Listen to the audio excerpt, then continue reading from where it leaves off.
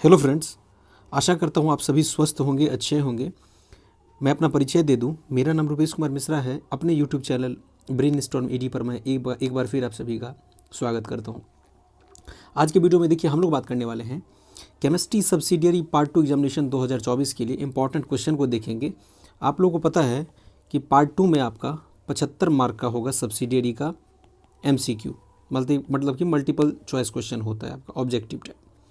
तो इसका VVI question हम लोग देखेंगे। केमिस्ट्री जिनका सब्सिडियरी होगा वो लोग ध्यान देंगे। बहुत इंपॉर्टेंट रहने वाला है आज का ये सेशन, तो आप लोगों को ध्यान से वीडियो को स्टार्टिंग से एंड तक देखना है। वीडियो थोड़ा लेंदी ज़रूर होगा, लेकिन मैं इस वीडियो में लगभग आपको 100 से 150 क्वेश्चन बताऊंगा। इसी तरह केमिस्ट्री सब्सिडियरी पार्ट 2 का 3 से 4 सेट आएगा, जिसमें मैं टोटल क्वेश्चन कवर कर दूंगा। अभी तो फिलहाल मैं यहाँ पर आपको आंसर के साथ बता रहा हूँ, लेकिन नोट्स भी मैं इसका अलग से एक प्रोवाइड करवाऊँगा। इस किताब को समझा देने के बाद अलग से केमिस्ट्री का आपको नोट्स प्रोवाइड करवा दिया जाएगा शॉर्ट में फार्मूला के साथ, जिसमें से कुछ क्वेश्चन हो सकता है कि आपका पूछा जाए। मैं पूरा प्रयास करूंगा कि आप लोगों तक बेहतर से बेहतर कंटेंट पहुंच सके। आपको बगल में सब्सक्राइब का बटन दिख रहा होगा, उसको ज़रूर क्लिक कर लीजिए। थोड़ा आप लोगों से ये निवेदन है मेरा, क्योंकि आप चैनल से जुड़ जाओगे तभी आपको इस तरह के वीडियोज़ समय समय पर मिलता रहेगा। तो बगल में आपको जो है सब्सक्राइब का बटन दिखेगा, उसको क्लिक कर लेना है। घंटी ज़रूर दबा के रखिए, घंटी दबा के रखिएगा तो हर एक नोटिफिकेशन सबसे पहले आप तक पहुंचेगा, जो अगर मैं कोई वीडियो अपलोड करूंगा तो। टेलीग्राम चैनल को जरूर ज्वाइन कर लीजिएगा। उस टेलीग्राम चैनल का लिंक मैंने डिस्क्रिप्शन बॉक्स में दे दिया है। वहाँ पर आपको यूनिवर्सिटी का हर एक अपडेट जो कुछ आता है वो मैं भेज देता हूँ। साथ में नोटिफिकेशन, स्टडी मटेरियल का PDF, नोट्स, सब कुछ उसी टेलीग्राम चैनल पर आपको मिल जाएगा। जैसे यहाँ पर मैं कुछ बता रहा हूँ तो इसको मैं वहाँ पर फॉरवर्ड कर देता हूँ उस टेलीग्राम चैनल पर, तो उसको ज़रूर ज्वाइन कर लीजिए। लिंक डिस्क्रिप्शन बॉक्स में दिया हुआ है। आइए देखते हैं, ये हमारा सेट 1 है। इसी तरह हम लोग 3 से 4 सेट केमिस्ट्री का देखेंगे। देखिए सबसे पहला question, first law of thermodynamics is the law of, पहला लॉ जो है इसको हम लोग बोलते हैं कंजर्वेशन ऑफ एनर्जी। पहला लॉ इसी पे आधारित है।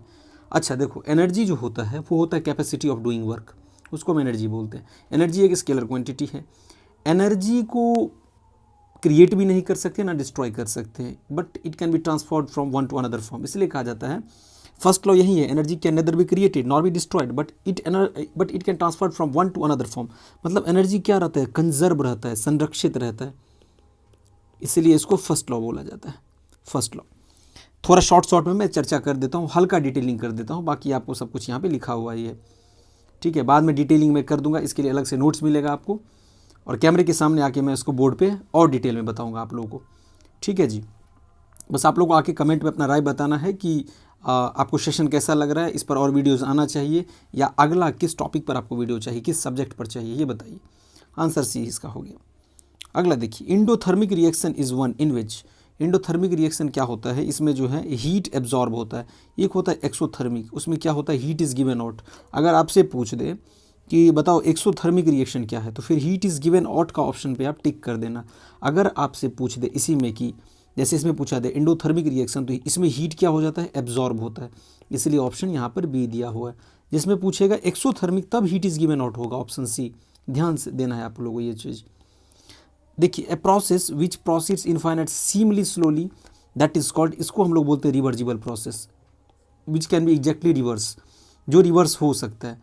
जैसे कहने का मतलब ये है, रिवर्सिबल प्रोसेस क्या होता है, अभी आप मान लो एक पेपर का, हम लोग बचपन में जैसे खिलौने से खेलते थे ना, इस तरह पेपर का हम लोग नाव बना लेते थे। तो क्या पेपर का नाव बना लेने के बाद उसको वापस से उसी फॉर्म में लाया जा सकता है? बिल्कुल, इसका मतलब है वो रिवर्सिबल है। अब मान लो कि आपको मैं एक और एग्जांपल दे रहा हूँ रिवर्सिबल का, कि सपोज गुब्बारा है, गुब्बारा को जब आप फूंकते हो, उसमें हवा भरते हो तो वो फूलता है, वापस उसको आप जब छोड़ दोगे तो वो फिर उसी फॉर्म में आ जाएगा, इसका मतलब वो रिवर्सिबल है। इरिवर्सिबल का मतलब होता है, जैसे मान लो, अब कहने का मतलब ये है, छत से पानी टपक रहा है, छत से पानी, मान लो बरसात हुआ, पानी नीचे की तरफ गिरेगा, तो क्या वो वापस से रिवर्स होके ऊपर की तरफ जा सकता है? Not possible. ग्रेविटी के कारण वो नीचे की तरफ आ जाएगा, that can not be reversible, वो इरिवर्सिबल हो जाएगा। झरना आप लोग जो देखते हो, पहाड़ पे से जो पानी गिरता रहता है झरना में, तो वो इरिवर्सिबल है, रिवर्सिबल वो नहीं होता है, ठीक है। उसके बाद देखिए, इसका डेफिनेशन बहुत ही सिंपल है कि reversible process is a process which is carried out infinitesimally slowly so that all changes occurring on the direct process can be exactly reversed and the system remains almost in the state of equilibrium at all the times, हमेशा state of equilibrium में रहेगा।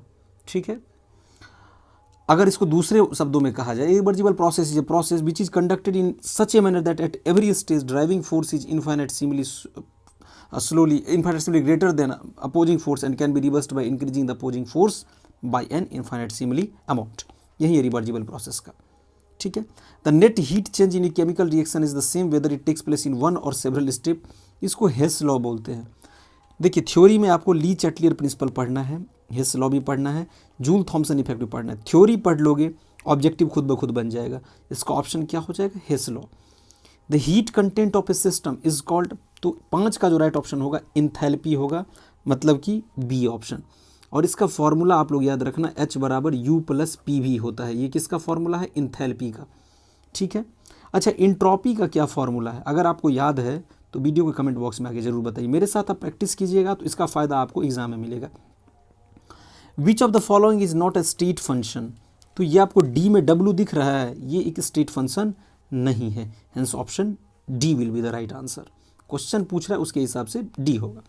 The relation between delta U and delta H is, option हो जाएगा ये delta U plus P delta we. देखो मैंने ऊपर यहाँ पे आपको बताया हुआ था और यही चीज़ यहाँ पर पूछा गया, change in U plus P into change in we.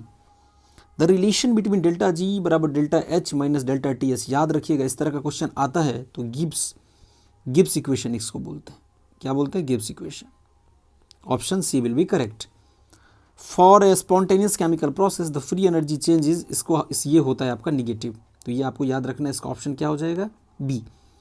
According to second law of thermodynamics a process of spontaneous if during the process, ये डेल्टा एस जो है सिस्टम ग्रेटर देन जीरो होता है, जीरो से बड़ा होगा। कहने का मतलब 1 हो सकता है, 2 हो सकता है, 3 हो सकता है, लेकिन जीरो से बड़ा होगा, जीरो से छोटा नहीं होगा। जीरो से छोटा क्या होता है, -1 -2 -3 -4, ये सब जीरो से छोटा है।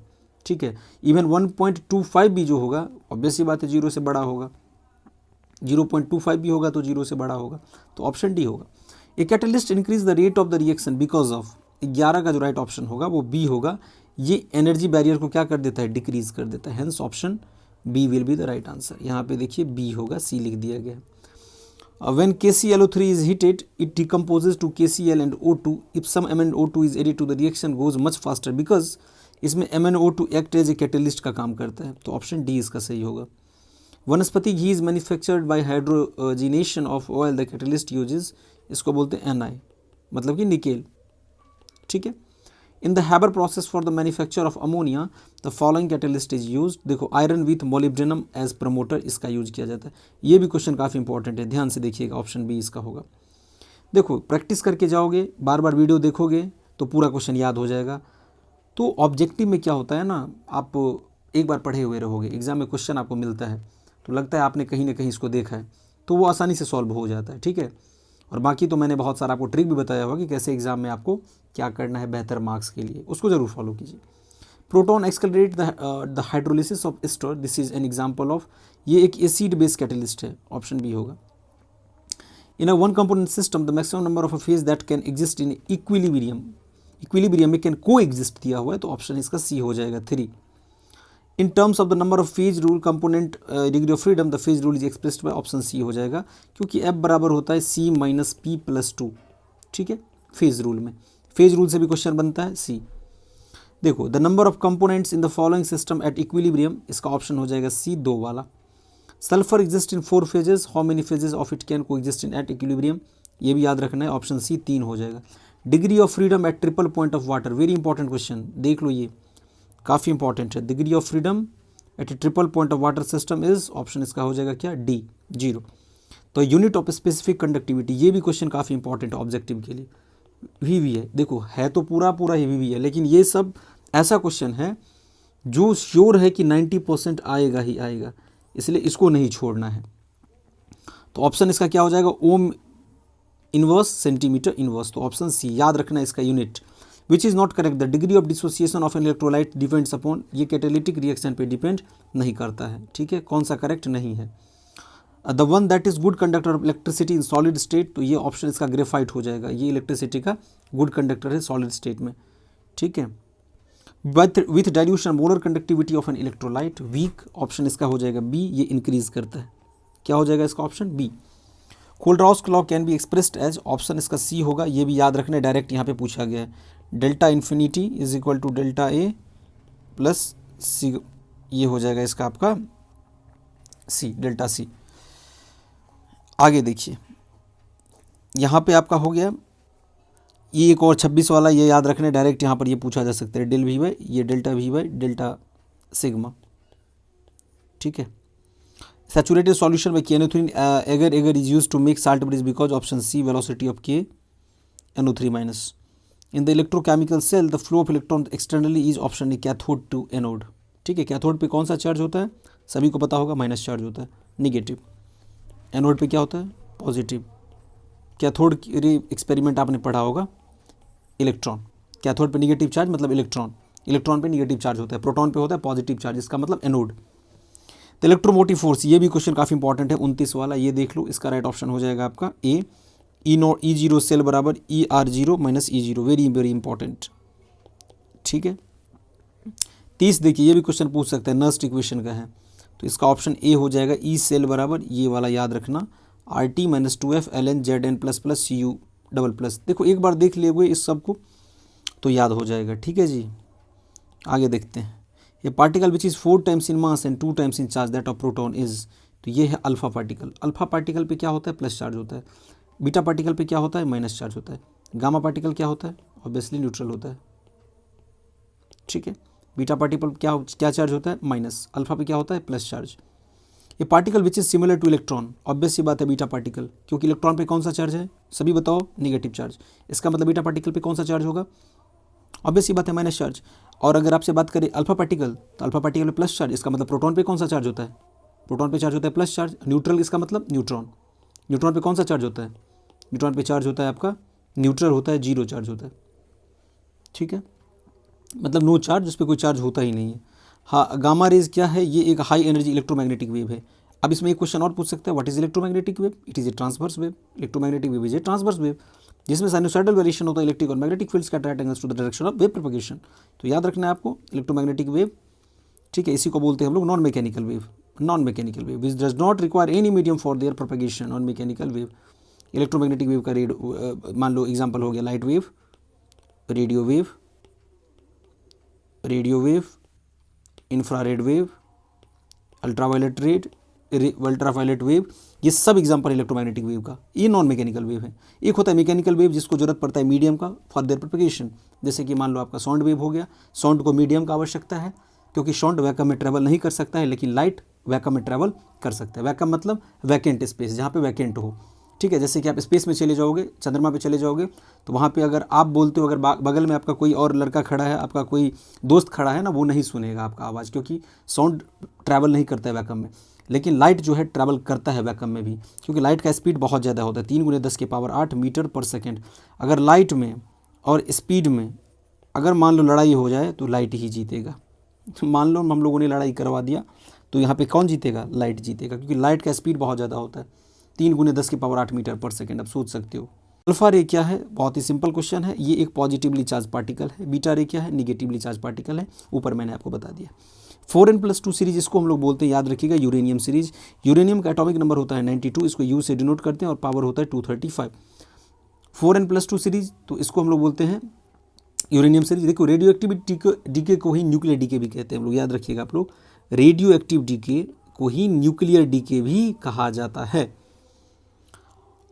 अल्फा डीके होता है जब न्यूक्लियस इजेक्ट करता है a helium, nucleus having atomic number 2 and mass number 4। Helium का एटॉमिक नंबर 2, मास नंबर 4, उसको अल्फा डीके बोलते हैं। Beta decay, ejection of beta particle changes that atomic number by +1 but no change in the mass number. मतलब mass number में कोई change नहीं होता है, लेकिन एटॉमिक नंबर में चेंजिंग होता है बाय +1, ठीक है, लेकिन मास नंबर में कोई चेंज नहीं होता है। देखो यूरेनियम सीरीज पर पूछा गया है, तो यहाँ पे 4n2+ सीरीज इन्होंने uranium series.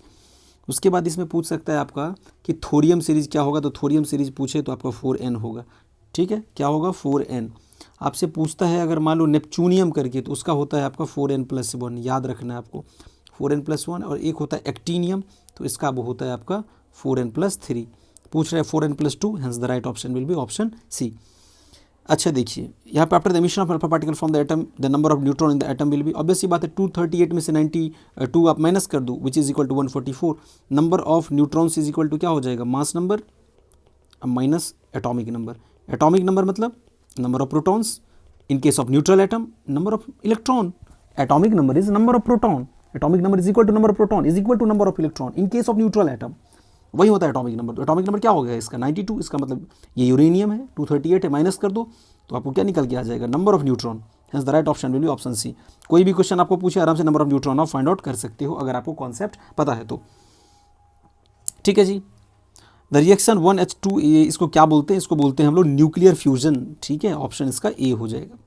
Which of the following is not fissile, option B देखो uranium 238। In the treatment of cancer which of the following is use, तो ऑप्शन इसका हो जाएगा सी, CO 2760 इसका यूज़ किया जाता है। आइसोटोप्स वगैरह जरूर पढ़ लेना, आइसोटोप, आइसोबार, ये आइसोटोन, ये सब पढ़ लेना। आइसोटोप मतलब होता है एटॉमिक नंबर सेम हो, मास डिफरेंट मास नंबर हो। आइसोटोन होता है कि आपका एटॉमिक नंबर जो है डिफरेंट हो, मास नंबर जो है सेम हो, ठीक है, बिल्कुल अलग आइसोटोप से। आइसोटोप में एटॉमिक नंबर सेम होता है, मास नंबर डिफरेंट होता है।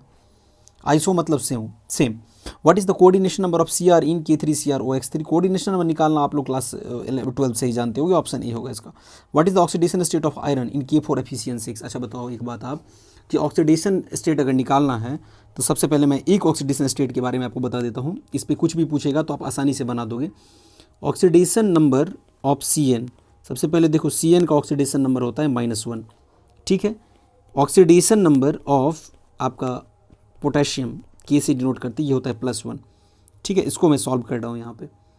अब देखो K4FeCN6 है, इसका मतलब कितना हो जाएगा 4 इंटू इधर K का हो गया 1, K की जगह पे +1 हमने रखा, प्लस X Fe का फाइंड आउट करना है ना, आयरन का है, आयरन का जो कहने का मतलब ये आयरन का जो सिंबल होता है Fe होता है, तो X इंटू ये हो गया 6 और ये इधर कितना हो गया, ये हो जाएगा आपकी इंटू 6 - 1 इंटू ये हो गया कितना 6 इंटू -1, ये बराबर हो जाता है 0 का, ठीक है। ये टोटल आपके निकल के आ जाएगा 4 + X और ये माइनस हो जाएगा 6, ठीक है जी। ये आपका क्या हो जाएगा -6, यहाँ पे 2 बार हमने 6 को लिख दिया है, इसको एक बार एलिमिनेट कर दीजिए। 4 + X इंटू 6 इंटू -1 बराबर 0, 4 + X - 6 बराबर 0, तो यहाँ से निकल के आ जाएगा x बराबर 2 और यही x बराबर 2 क्या हो गया आपका ऑक्सीडेशन इसका स्टेट, ऑप्शन डी इसका हो जाएगा। इसी तरह से आप ऑक्सीडेशन स्टेट निकाल सकते हो। ऑक्सीडेशन नंबर आपको निकालना आना चाहिए, क्लास 11th में यही सब पढ़ाया जाता है। Ni वाले में इसका राइट ऑप्शन आपको निकल के आ जाएगा ए, ऑप्शन 0 हो जाएगा इसका। हाइब्रिडाइजेशन ऑफ NaCO4 ये क्या होता है, तो यहाँ पर ये दिया हुआ है, ऑप्शन इसका हो जाएगा सी, sp3। 45 का राइट ऑप्शन डी होगा sp3d2। Which one is not organo metallic compound, option D होगा C2H5ONa, very important. Wilkinson catalyst contains, इसका राइट ऑप्शन होगा A, rhodium. All ligands are, तो ऑप्शन इसका हो जाएगा Lewis base. The hybridization of Fe in K3FeCN6, hybridization कैसा होता है, तो ऑप्शन डी होगा। ये सब किस क्लास का है, क्लास 11th के ही बेस पर लाया गया, ठीक है। द साइंटिस्ट वो explain structure and isomerism in the coordination complex, तो ये थे वेर्नर्स थ्योरी, आपने पढ़ा होगा कहाँ पे, क्लास 12 में कोऑर्डिनेशन कंपाउंड के चैप्टर में। कोऑर्डिनेशन कंपाउंड ये चैप्टर एक बार पढ़ लेना, ऑक्सीडेशन स्टेट निकालना सीख लेना है और साथ में आपको उसमें लिगेंड्स वगैरह के बारे में चर्चा किया गया है, वो भी आपको देख लेना है। जैसे मान लो यहाँ पर आपको ऑक्सीडेशन स्टेट पूछा हुआ था, हाँ कोऑर्डिनेशन नंबर निकालना, ये सब आना चाहिए आपको। विच of the following has hydrogen bonding, तो ऑप्शन सी देखो HF जो है ना, इसमें हाइड्रोजन बॉन्डिंग होता है। द स्ट्रॉन्गेस्ट रिड्यूसिंग एजेंट, ये ऑप्शन डी होगा इसका I-।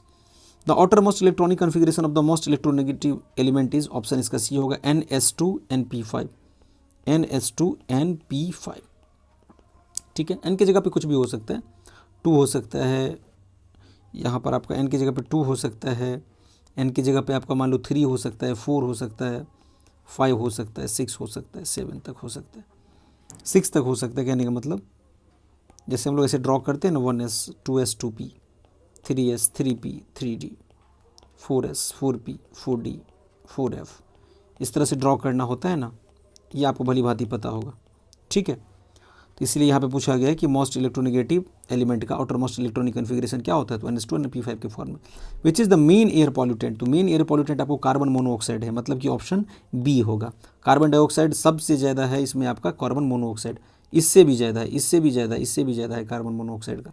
Which is not an air pollutant, तो ऑप्शन ए H2 जो है ये एयर पॉल्यूटेंट नहीं है। SO2 ये है, सल्फर डाइऑक्साइड। O3 ये भी है, H2S ये भी है।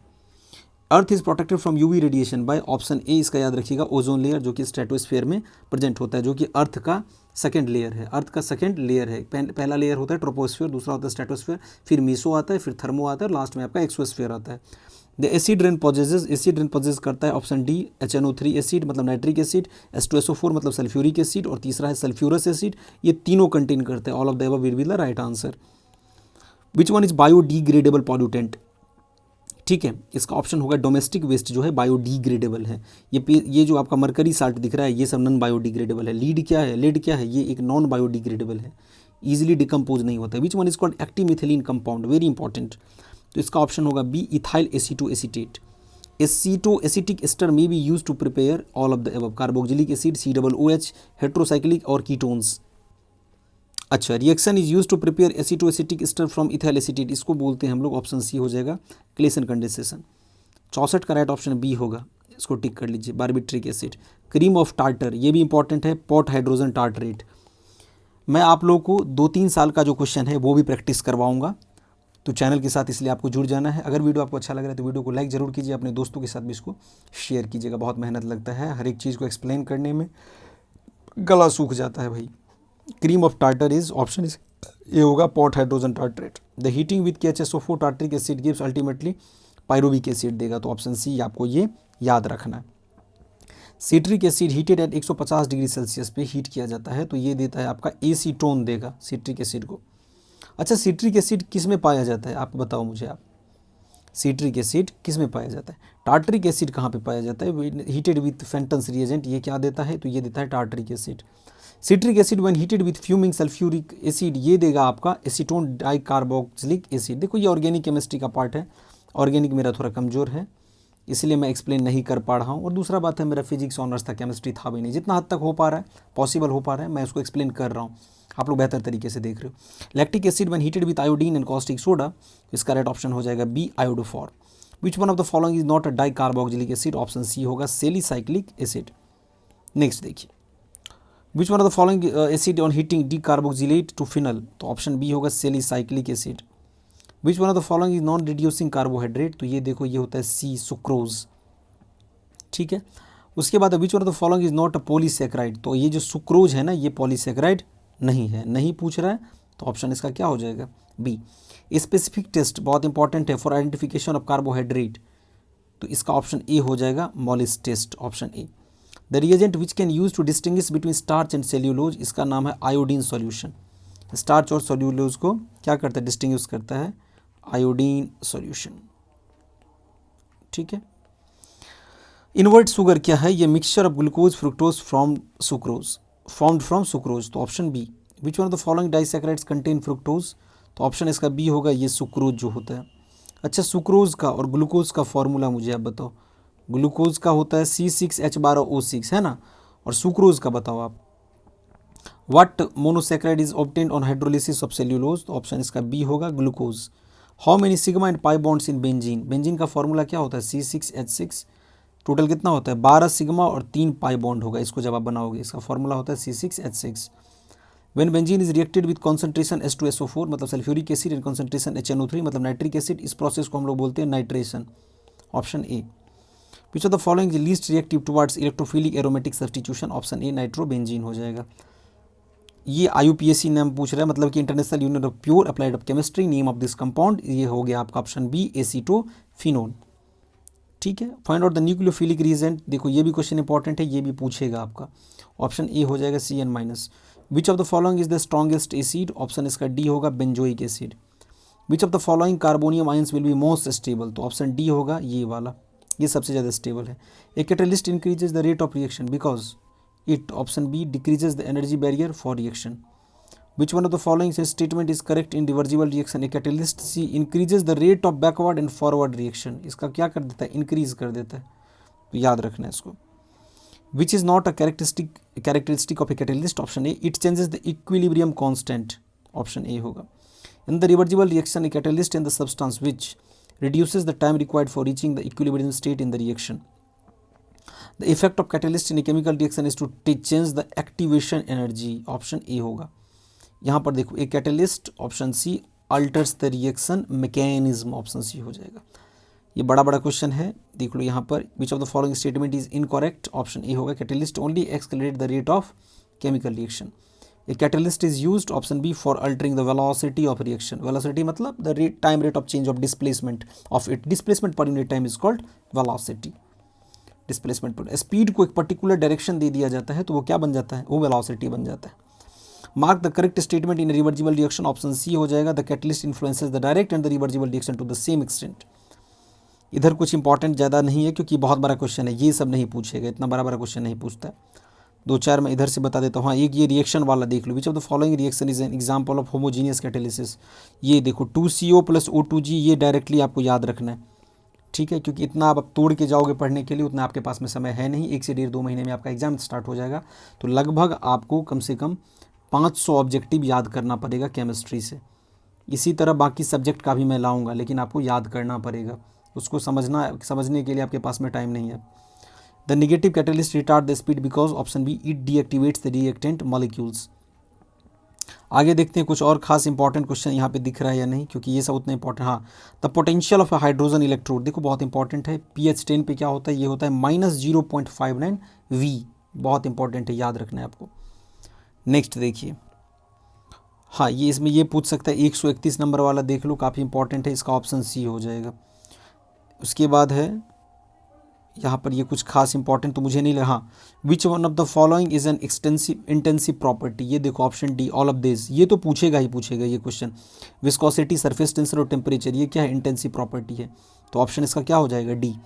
N example of extensive property, इसका ऑप्शन होगा C, enthalpy and intrinsic energy. Enthalpy वही H = U + PV, ठीक है। देखो, when a gas is subjected to adiabatic expansion it gets cooled due to, option D, energy spent in doing work, काम करने में energy क्या करता है, खपत होता है। And work done is equal to force into displacement, FDX, according to the first law of thermodynamics. ये भी इंपॉर्टेंट क्वेश्चन है, ध्यान से देखो आप, डेल्टा E = Q + W, ये पहला है, और ये पूछेगा आपका K4 एफिशिएंसी क्या है, ये एक कॉम्प्लेक्स कंपाउंड है। जिसमें मैं टिक कर रहा हूँ वो बहुत इंपॉर्टेंट है, जिसमें बोल रहा हूँ कि इंपॉर्टेंट है वो। The number of ions found when, ये वाला जो है इसका हो जाएगा ऑप्शन बी, 2। इधर देखते हैं लिगेंड्स क्या है, कॉम्प्लेक्स साल्ट ये है, ions are molecule linked by coordinate bonds to a central atom और ion. According to Lewis the ligands are, option B होगा, बेसिक इन नेचर। आगे देखते हैं हम लोग, इसमें कुछ और आ रहा है। हाँ, ये देखो कोऑर्डिनेशन नंबर वाला थोड़ा देख लेना, कोऑर्डिनेशन नंबर कैसे निकाला जाता है इधर। हाँ, IUPAC name of K3 efficiency, very important, IUPAC नाम निकालना आपको आना चाहिए। इसलिए मैंने आपको बताया हुआ था कि आप लोग चैप्टर पढ़ लीजिएगा, कौन सा, coordination compound, very important chapter है ये, कोऑर्डिनेशन कंपाउंड। अगर आपको केमिस्ट्री में बेहतर अंक लाना है तो फिर जो चैप्टर मैं बता रहा हूँ उसको ज़रूर तैयार कर लीजिए। वैसे मैं एक और स्पेशल वीडियो लेके आऊँगा जिसमें मैं पेपर पर एनालिसिस करूँगा कि कहाँ से और किस चैप्टर से आपका क्वेश्चन पूछा जा सकता है। अगर वो मैं आपको बता दूंगा ना, अगर उस हिसाब से आप पढ़ लोगे ना, तो क्वेश्चन नहीं छूटेगा, मतलब 75 में कम से कम 70 ऑब्जेक्टिव आपका निश्चित रूप से सही हो जाएगा। IUPAC नेम देखो, इसमें भी पूछा गया, ऑप्शन डी होगा, पोटासियम ट्राइसऑक्सैलेट टू एल्यूमिनेट 3। इधर देखते हैं कुछ और इसी पे आपको जो है यहाँ पे पूछा गया है, इतना इंपॉर्टेंट नहीं है ये। The laws of Lavoisier and Laplace illustrates, option A, the principle of conservation of energy. वही बात, energy can neither be created nor be destroyed, लेकिन ये ट्रांसफॉर्म हो सकता है एक से अनदर फॉर्म में, इसको कंजर्वेशन ऑफ एनर्जी बोलते हैं। The change in internal energy of a system depends upon, option A, initial and final state of a system, इस पर डिपेंड करता है ये। इंटरनल एनर्जी किसका सम है, तो ये है all types of energy of the system. Kinetic energy और पोटेंशियल एनर्जी जो सम होता है वो तो मिल के बनाता है मैकेनिकल एनर्जी। यहाँ पे पूछा जा रहा है इंटरनल एनर्जी का बात, तो ऑप्शन इसका क्या हो जाएगा, बी। मैकेनिकल एनर्जी का पूछे तो फिर काइनेटिक एनर्जी और पोटेंशियल एनर्जी, ये मिलकर बनाता है आपका मैकेनिकल एनर्जी।